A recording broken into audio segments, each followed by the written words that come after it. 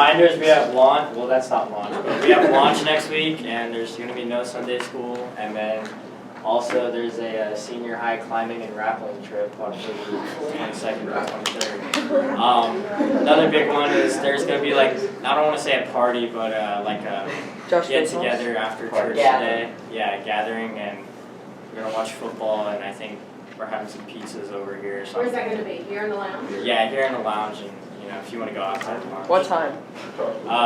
Is it right after church? Or? Yeah, right after church. So it's going to be at noon. Okay. 8 o'clock. Noon. And we've been doing stars lately the past 3 Sundays, I believe. And the acronym STARS, S stands for sonship, T is text or the Bible, and today we're on A, which is action. And it's really how can we as teenagers partner with God? Today equals action. So without further ado, Ryan Jacobson is our mission pastor.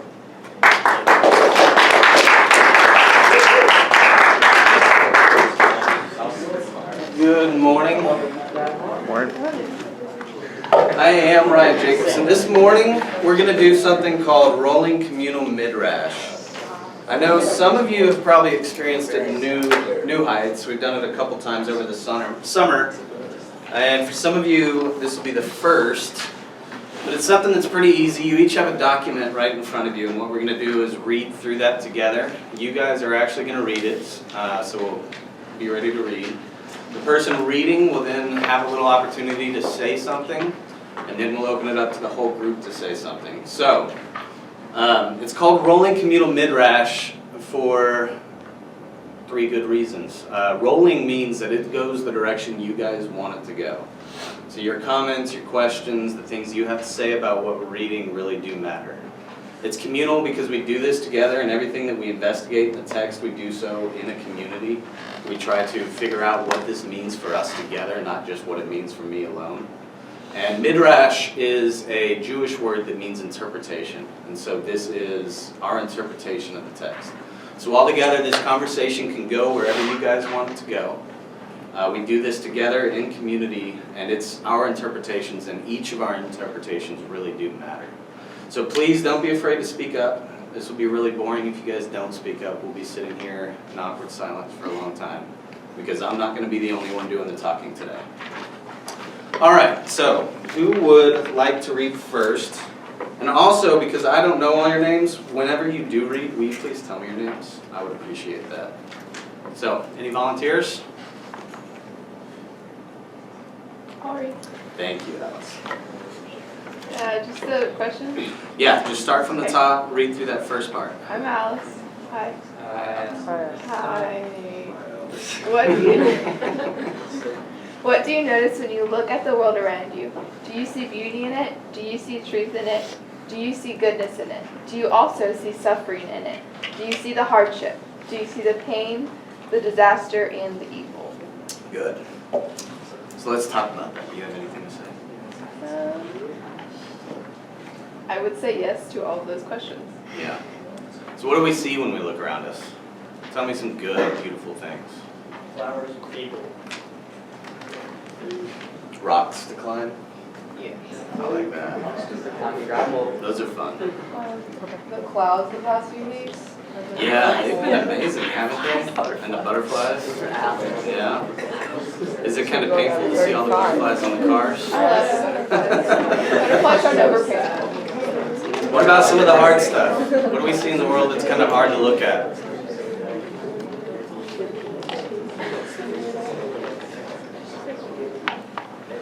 Hunger?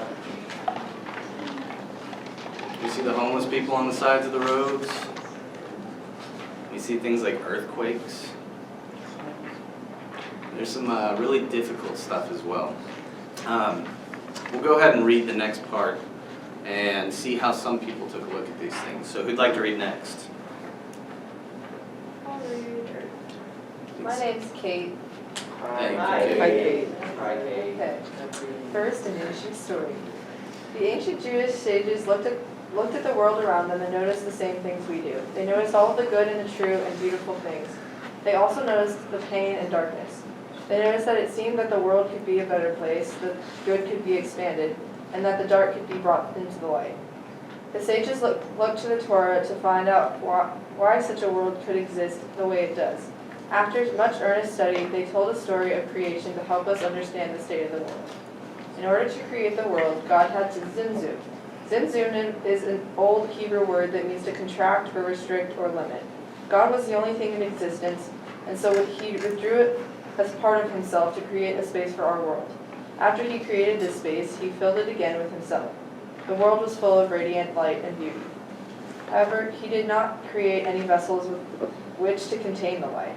The pressure of putting his infinite self into the finite world caused this world of light to explode into tiny fragments. The world of beautiful and radiant light had shattered. But then God created a new world right on top of the one of broken light. This world filled with vessels that could find the broken pieces of light, contain them, care for them, and put it all back together. The vessels that God created are you and me, and all the people around us. And as the vessels, our task is to partner with God in finding and gathering all of the light, all of the beauty, truth, and goodness in the world around us, and putting the broken pieces back together. When this light is restored in these vessels, the beauty and radiance seems if it cannot be contained, but it is as if it cannot be contained, but it is the very fact that there are containers and vessels that make that beauty possible. The ancient Jewish sages called this idea tikkun olam. Tikkun means to restore or repair. Olam is the world of creation. So tikkun olam simply means to restore the world. Anything to say, Kate? I don't know. I just like that idea Yeah. in general. The kind of way they word it as like us being vessels. I like that. How about everybody else? With the pieces of broken light, do you think they mean pieces of good that have become broken and are bad, or little pieces of good that just need to come together? My interpretation of it would be little pieces of good that need to come back together. But what do you think? I don't know. That's why I asked. Yeah. What else?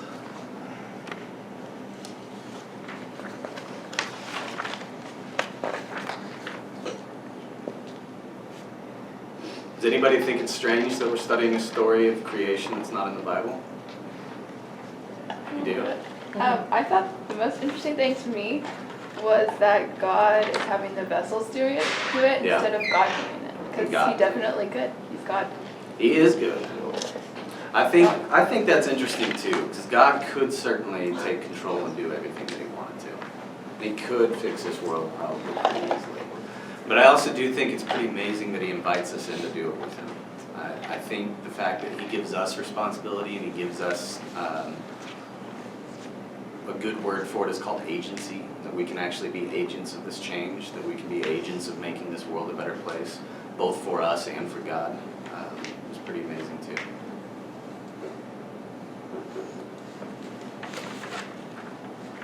Anybody else?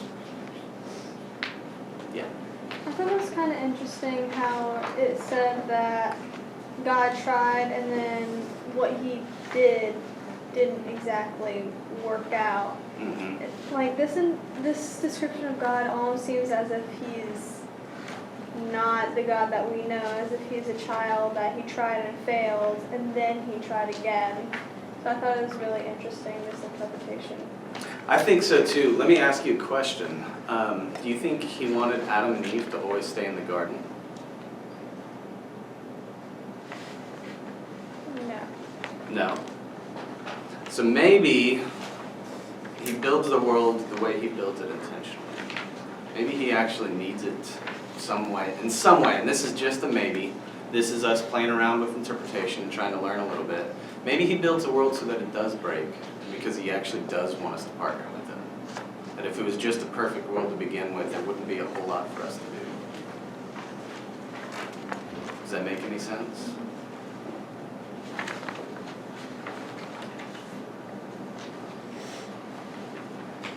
Well, I was going to say, Someone explained it to me one time, like when he puts hard things in your life, that's just a way of him reaching out to you, and if you feel distant, that can be him just like putting out his hand and like offering. So I think sometimes that's him just like trying to put himself in your life. Yeah. And that's why things are broken. Yeah. Agreed. Anybody else, or shall we go on? All right. Who'd like to read next?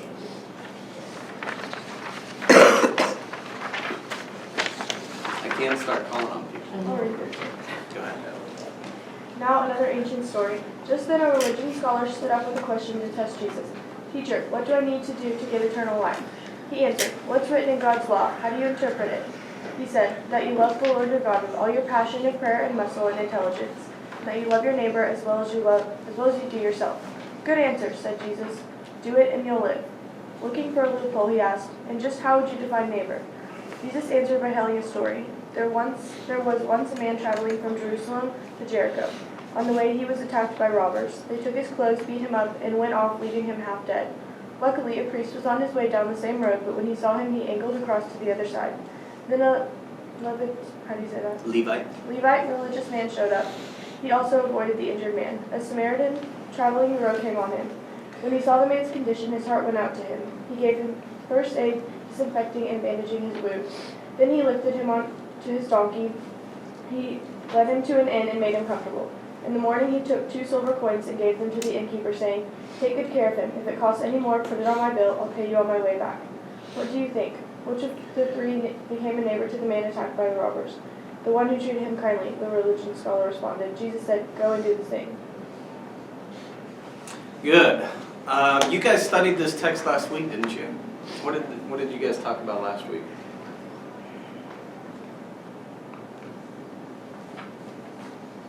Nobody remembers? It's like the top, like, I don't want to say 3, but like the top 10, like, things to live by God, like, love your neighbor as yourself. It was like the second. Yeah. So did David talk about like the rabbis arguing about which commands were the most important then? Yeah. That's what he talked about? Good. So yeah, did he tell you those rabbis' names? There were Hillel and Shammai, and they were the 2 big competing rabbis, and they got in these fights all the time.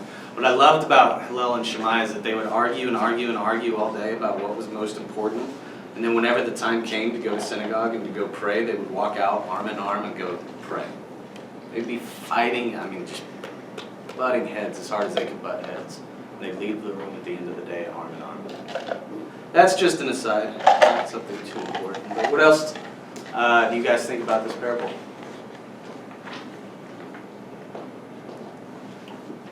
You like it?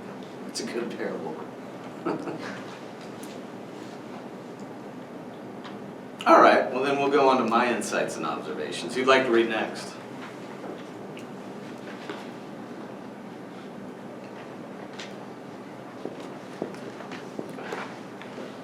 Okay, some insights and observations. First, Jericho was a vacation town for priests and Levites. The priests and Levites were rich and powerful men because of their position at the Jewish temple. Jericho was like a resort on the banks of the Jordan to them, so there were a lot of them on the road from Jerusalem to Jericho.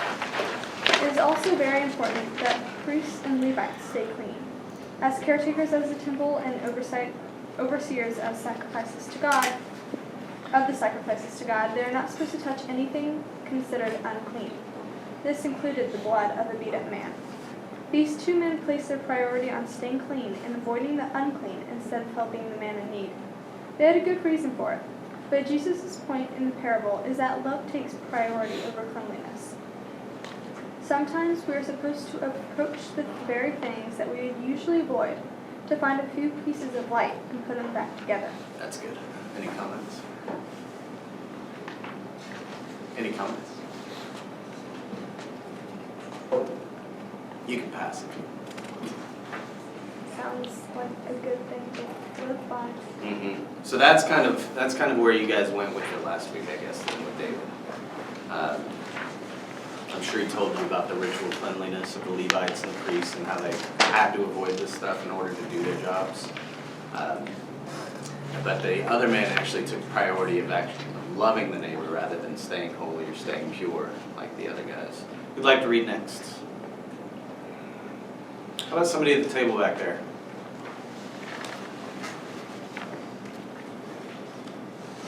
I guess I will. Okay. Setting, the man who helped was a Samaritan. How many good stories have you heard about people being good Samaritans today? People love to be called good Samaritans today. Here's what's weird about that. Samaritans were hated by the Jews. A few words on this piece of paper cannot even begin to explain how much the Samaritans were hated. And the Samaritans hated the Jews almost as much. To be called a Samaritan was to be called lower than the most disgusting thing you can imagine. Sometimes the person who needs our care, or even cares for us, is someone we tend to hate. Good. Anything to say? Well, like, it shows that, like, you're supposed to love everyone. I guess Jesus used Samaritan in this parable to show if someone can love a Samaritan, you should love everyone. Anybody else? Do you think the religious guys thought they were in the right, or do you think they felt guilt inside them? What do you think? I guess kind of overall they probably felt like they thought they were right. I would guess that they did too.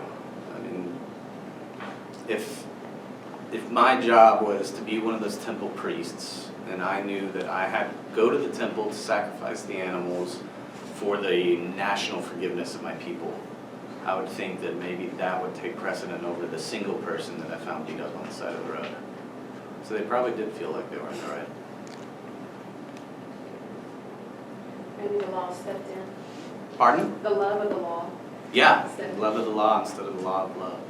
Some people phrase talking about this in the command to love your neighbor as yourself. Anybody else? Does anybody know why the Samaritans were so hated? Yeah. Weren't they the byproduct of Jews and pagans? Yes. So in the Assyrian exile, when the Assyrians came in and took everybody out, they actually left behind some Jews in this certain area of Israel, and then they shipped in a whole bunch of other people from all other places. And when those Jewish people that remained intermarried with the other people, they became... There's a whole lot of bad words to put around this, and so I'm trying to think of a good way to put it. They became mixed races. And even in our country, people of mixed race didn't belong very long ago at all. So there's always been kind of this prejudice of people against mixed race. And so the Samaritans, not only were they mixed race, but when the Jews were finally allowed to come back into Israel, the Samaritans said, oh, since you guys left, we're actually the ones that know the true way of God's path. We are Israel, you are not. And so they got in first the racial battle, and then they got into the religious battle, and that went on for hundreds and hundreds of years. The Assyrian exile was in 586, and the Jews came back in about the 4th century BC. So they had about 150 years to build it up, and then for those 400 years after that, they've been fighting, and they did not like one another. So I always kind of chuckle when I see in the newspaper or hear a story about somebody being a good Samaritan or claiming to be a good Samaritan, because it's just funny to me to want to claim to be something that's so hated. A little interesting. Anything else? Shall we move on?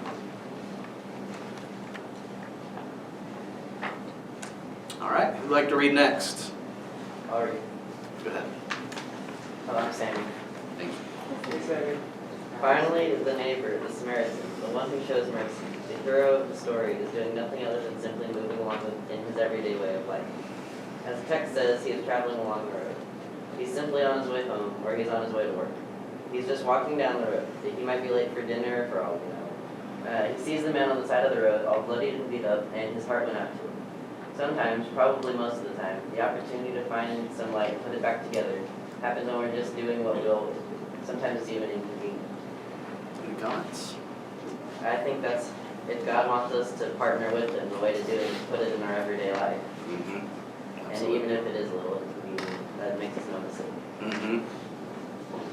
Any comments? Yeah. So I think this is kind of talking about how even if like you did have to bring back to the end and everything, I feel like it's talking about how easy it can be to love someone. Like this is saying it's part of your everyday life, and we do so many things every day that's so easy. Like you get on a phone, which is just so simple, and like I feel like people sometimes use love as a very, very strong word, which means like it may take more than you would want. But I feel like it's just talking about how easy it can be. Yeah, so you brought up like being on your phone. What's an easy way if you're on your phone? I can think of a few different ways that would take 20, 30 seconds. What's one easy way you can change the world with your phone? Text your grandma or something like that. Exactly. That's perfect. I mean, that's what we're talking about. What else?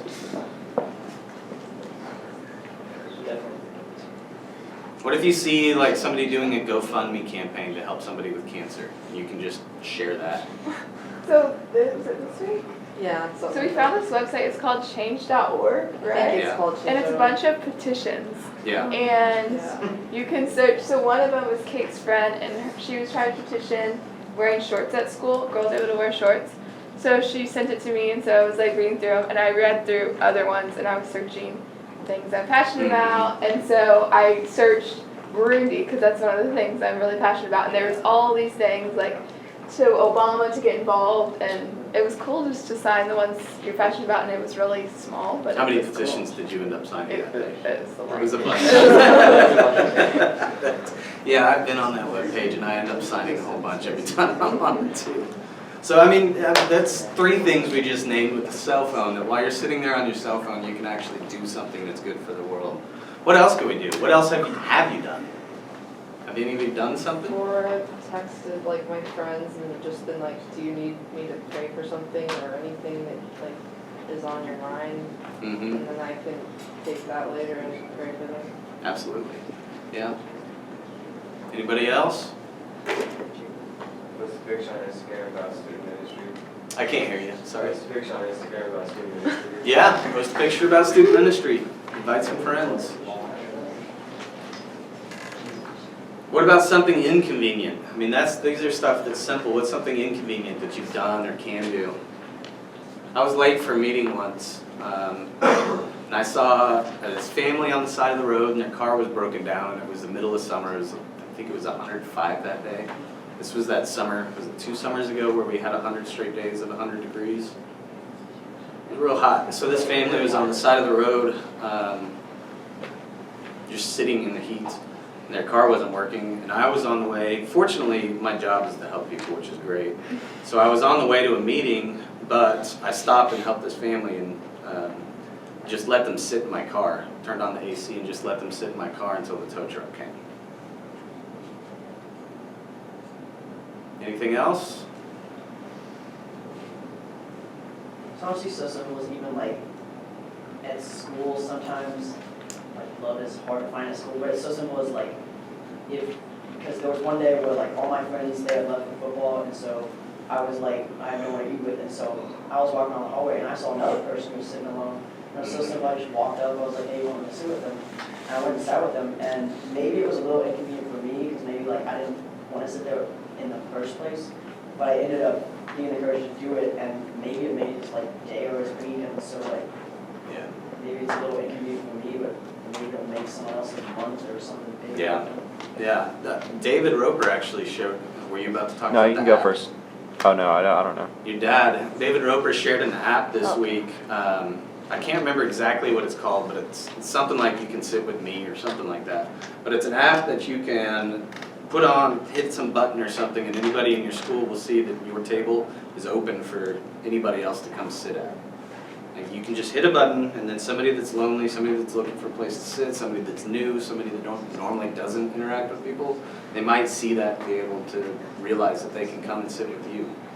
It's pretty interesting. Go ahead. No, I think it's interesting, and what Barrett shared, how him being alone opened his eyes to what it feels like to be alone, and made him recognize that that person sits alone. So Yeah. with him. Josh. I think it's interesting that, I like what you said down here, like, sometimes, probably most of the time, it's inconvenient. That's just what I found in my experience. I have to get to the point where I'm willing to be interrupted because it's not usually going to be like, wow, man, I have nothing to do. I can sure help somebody right now. But it's usually when I'm on my way to do something and I'm in a rush. And God's like, hey, there's this person you can help. I'm like, I'm on a mission. Don't you know what I'm doing? This is important. Yeah. And so I just want to encourage you guys to learn from that and just know that you will be interrupted. So you have to be open to being interrupted by God. Maybe that interruption's good, because maybe like, Oh, it is good. It's just so, because make like, because it could be, maybe you found a new friend, there's a new friend that, it was 5 minutes out of your day. You guys have probably heard the name Ray Vanderland a few times around this church. One of his favorite phrases is that interruption is God's curriculum. That when you are interrupted, when you find something inconvenient, that's a good moment to realize that God might be teaching you something. All right, let's read that last couple of paragraphs. Who'd like to read the last ones? Go ahead. Stages. Sadie. Action. Action. As one of our core values is something that we all engage in all the time. We do participate in international efforts to make the world around us better. We help the people in our community pay their bills and put food on their table. We celebrate birthdays with the children of Mexico. We build churches and schools and kitchens and playgrounds and soccer fields in Costa Rica. We drill water wells in Kenya. But we also treat the gas station attendant with respect and dignity. We help the lady on the side of the road change her tire. We pick up the trash when we see it. We find opportunity in every step we take to find another little piece of light. If more people valued this kind of action, I think we would be surprised by what the world around us would begin to look like. We might say that this everyday action is what really restores the world around us to wholeness, and it brings the biggest pieces of life back together. This everyday action is Tikkun Olam. All right. Anything to say? Yeah, I didn't realize when I started reading the second part that if that's something that we do every day that does make the world better, so it's just these little things. Yeah, just the little things. What else? If something comes to mind, I find that, sometimes it's all at really big scale, and you're thinking, where can I really make a difference? But there's been times where in 1 week, I know people were in need, either surgery or a loss of a family. And I take the one thing that I know I can make quickly, and it's good and everybody likes it. And for at school, I don't know, I'm just wondering if you know somebody or you see somebody that is low on food or seems to be low on food, take another sandwich or take some snacks and just be ready to hand it over. And I think it's in that very small way that's a big way, instead of thinking, oh, I've got to go global and I've got to go do this and that. Yeah. But just neighbor to neighbor on what you can share. Absolutely. Just when I was reading this, I realized that it says you do this, we do that, and it should become an expectation, not really a choice. If you see trash, it shouldn't be oh, do I have time to pick it up or not? It's just what we're expected to do, and we should, I don't know. Yeah, that makes sense. It's when you start doing something, it is a choice, and you've got to kind of really intentionally look and say, oh, there's a cup, I should pick that up. And I do that. I'll walk by it, and then I'll walk back and pick it up because my wife will give me a dirty look or something like that. But then as you do it more and more, it becomes less of a choice, and it just becomes something you do. And I don't know if I'd say expectation, but it's just part of then something that you do, part of something of who you are. What else? Maybe the mindset is, what can I do to make it better? Mm-hmm. Like the trash. It's trash, it needs to be better. I don't put it in the trash can or, sow some, peaceful seeds, to somebody next to me or take a snack or something like that. What can I do? Yeah. I feel like with the trash example, one excuse that I feel like all of us have always used is it's not ours. But if you think about it, if there's a couple on the ground, maybe the piece of trash individually is not yours, but the environment you are in is still yours, and you want to take care of that. So. And it's something God has given us. God made it for us. So it is something to take care of. Kind of along with all this, I feel like a lot of times, I don't know, especially me, I feel like, I'm like, surely, like, I'm waiting for, like, God's big plan for me, like, I don't have a purpose yet, but, like, other people do, right? And, like, they're doing things in the world, but, like, I'm waiting. Yeah. But I feel like, because we're like, God's gonna use me someday, but right now I'm just kind of sitting around, but I feel like we still can, we are being used by God, and, like, there are so many things that we can still do, like, just in our everyday lives that are inconvenient and convenient. Yeah. So that's pretty empowering. I think that's a good point. Thank you. What else? So was it Barrett that was, did you say the trash? Yeah. Okay, that reminded me, I think, we also tend to do that with people. We say, like, this person doesn't directly affect me in my everyday life, so why should I help them? Yeah. And I think it's the same reason how, you know, finding that mindset of we're all one, we're all this together, High School Musical. I think that's an important mindset to have. Yeah. Anyone else? So do y'all break into small groups then? Stacy mentioned something about that. Whenever, Well, there's like 5 questions. There's 5 more questions on the back of that sheet that you guys can discuss in small groups, or we can discuss as a bigger group. It's up to you guys. So yeah, find some friendly faces near you. There's 5 questions there. Have a good time. Talk about them.